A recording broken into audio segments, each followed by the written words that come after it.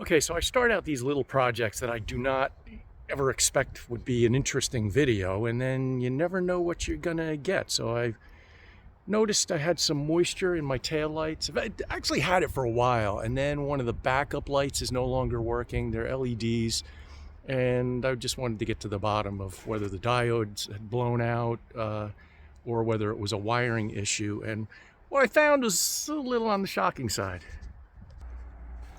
So this is the one, the center one is the backup light, and it wasn't working. I took that out, and the clear lens is held in with double stick tape that wasn't stuck to anything, and there was moisture in there. And then when I took this is the bottom of the big lens, that's mud, and there's a gasket in there. Look at the crud in there. It's shadow's not doing me any favors. Now look at that. That's what you call wet plywood, and you don't have to be a rocket science to understand what wet plywood turns into once there's enough moisture in there for a long enough period of time. So when I was looking at this going, well, how is the moisture getting in there with this gasket? Well, look where the edge of the light is. At the edge, that dirt mark is a witness mark for where the edge of that gasket is. There's no way that's going to seal. It should be over a tiny bit, and I'll measure the other side to see if they totally screwed this up or if they were trying to make them even from the outside edge. This one on the other side was even worse. Water ran out of that when I unscrewed, and I forgot to mention these fasteners that are not exterior grade or rated. That you can see the rust mark. That's kind of new. One of them on the other side broke, so I'm gonna have to MacGyver that. Yeah, so let's get this one off and see how much water's inside there. It's a good idea whenever trying to take out fasteners that are really stuck is to wiggle them both ways before you commit to taking them out so they don't break. Sometimes they'll break anyway. These are very rusty. Consequence. Can you see that? There's water running out of that.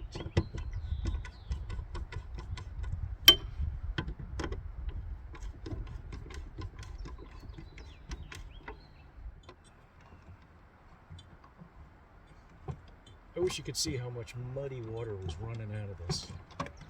Okay, so this one is 100 times better. There's no moisture in there. It was just in the light. It wasn't inside. It wasn't behind the lamp housing. That's all nice and dry in there. So it's just the lamp that's getting all wet. And I'll have to get to the bottom of how that water is getting past that gasket. And if I have to put some sealant on there, that's what'll need to be done. This is to show. See those screws at the bottom? They're all really rusty. That's just sort of unacceptable.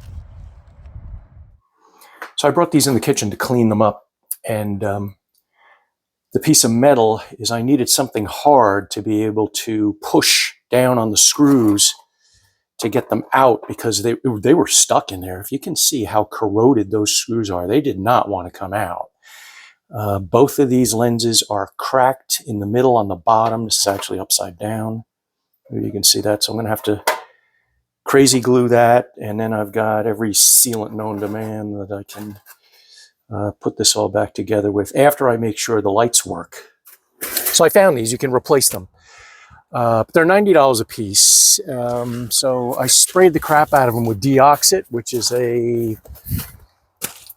it's an electronic grade audio. It removes oxidation, improves connections, and seals and protects surfaces. It's plastic safe. Most importantly, we got the Camping World thing off. Got the Camping World decal off, yeah. With real, so I started with Goo Gone, that didn't do anything. The expensive Permatex decal automotive remover, that was a joke. Oh, it didn't do anything? So the old-fashioned goof off that's probably banned because it smells We've had awful, it for a long time. But stuff that smells awful works.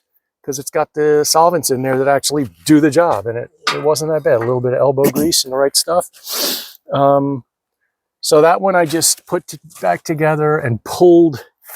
It looks like this is just a sheet of foam that they have at the factory, and they just cut a hole in it, they connect it, they put the light on, and then they take a razor blade and they just cut the excess off, because both sides there's a little scratch in the gel coat right there where a knife went. Okay.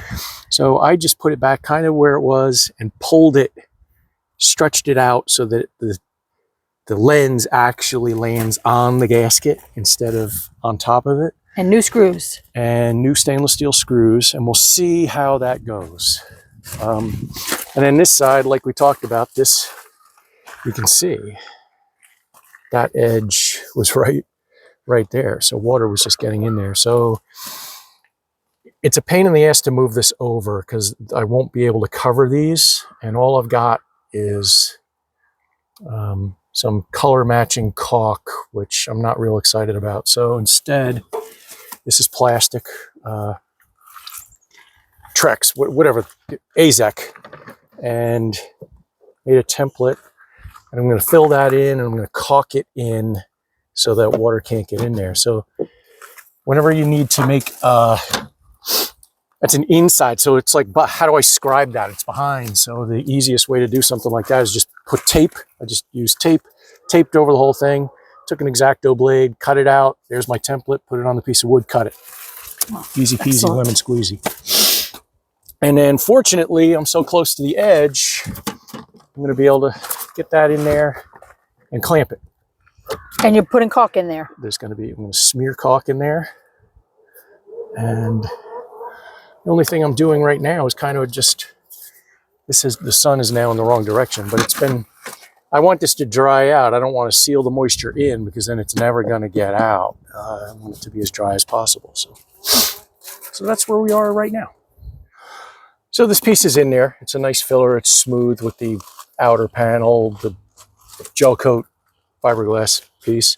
The thing I'm really disappointed with the factory on this is this is a flush mount light. All this needed to be was a 3/4 inch hole, or you could even make a 3-inch hole, give you some wiggle room. It didn't need to be a huge cutout like this. But that is what it is. So you can mention about that one screw broke off in the middle. Yeah, this screw is broken, so that'll be a challenge putting it back on. And all my screws and everything is on the lens. And you went with stainless screws, which are rust resistant? Rust proof. Rust proof. Rust proof.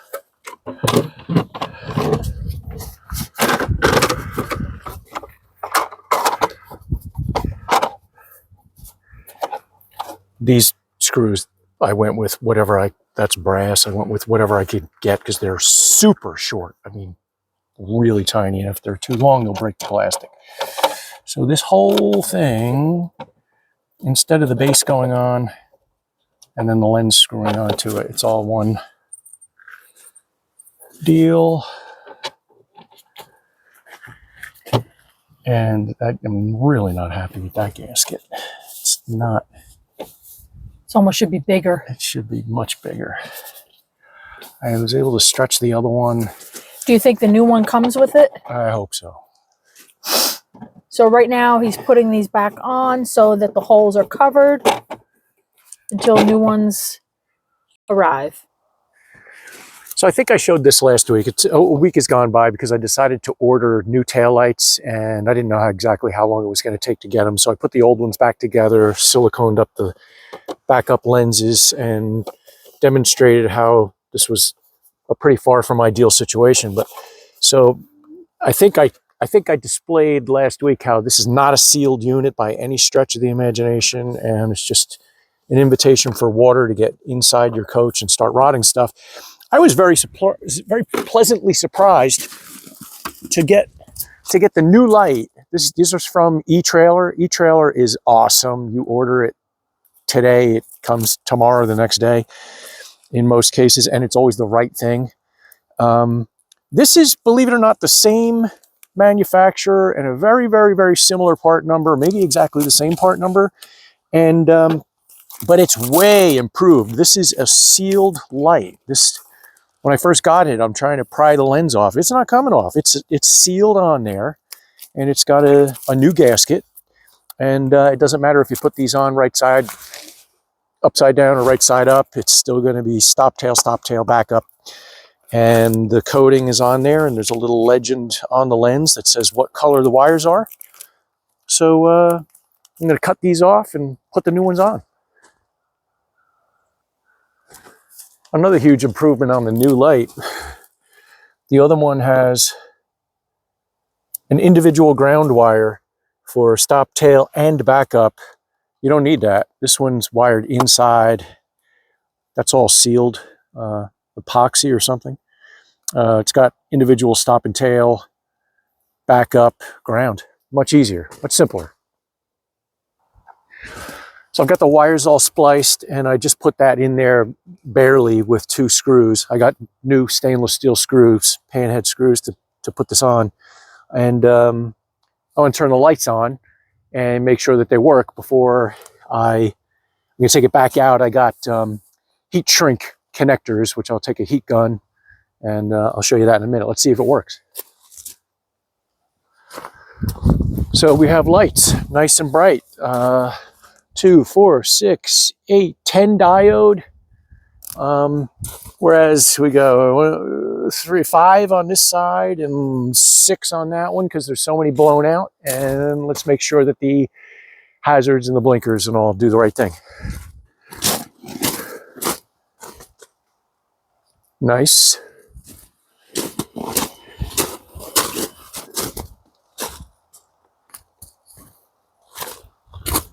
No blinker.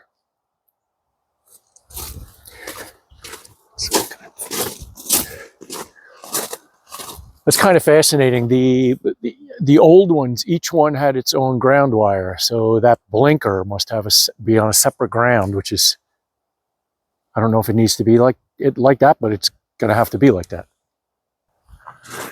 I need to go to the hardware store and get a 2-in-1 connector that I don't have. I can't believe it. And now it's started to snow. So it's about 5 minutes later. Welcome to New Hampshire in March. And I've always said what separates a good mechanic from a really good mechanic is don't go looking for trouble where there isn't any. And it occurred to me, is it possible that the blinkers don't work unless the coach is on? Hey, guess what? Gotta have the key on. So that works. And now I'm gonna check the reverse, which is always fun because got to put it in reverse. So we're gonna hop in here, put it in reverse, turn the blinker off. Emergency brake is on, and holding good. And we've got reverse lights, and looks good. Okay, over and out for now.